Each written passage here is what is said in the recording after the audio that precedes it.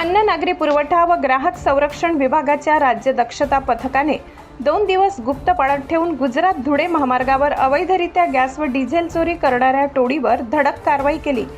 या कारवाईत भारत पेट्रोलियम कंपनीचा LPG गॅस टँकर, HP कंपनीचा डिझेल टँकर, 140 व्यावसायिक गॅस सिलेंडर तसेच अन्य साहित्य असा सुमारे 1,55,95,114 रुपयांचा मुद्देमाल जप्त करण्यात आलाय।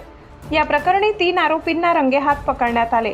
ही कारवाई धुळे जिल्ह्यातील साक्री तालुक्यातील दहिवल गावाजवळ सुरत धुळे महामार्गावरील अन्नपूर्णा ढाब्याच्या मागे व पार्श्वनाथ ढाब्यालगत करण्यात आली। राज्य दक्षता पथकाने 2 दिवस पाळत ठेवून गॅस व डिझेल टँकरमधून इंधनाची अवैध चोरी सुरू असताना छापा टाकला।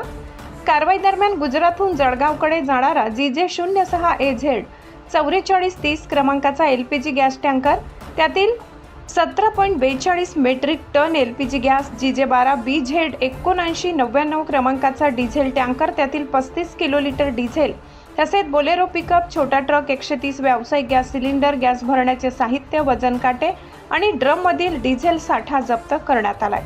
जप्त केलेल्या मुद्देमालामध्ये LPG गॅस टँकर व गॅस साठा, डिझेल टँकर व डिझेल साठा, बोलेरो पिकअप, छोटा ट्रक, व्यावसायिक गॅस सिलेंडर, गॅस भरण्याचे नॉझल, वजन काटे आणि इतर साहित्याचा समावेश आहे।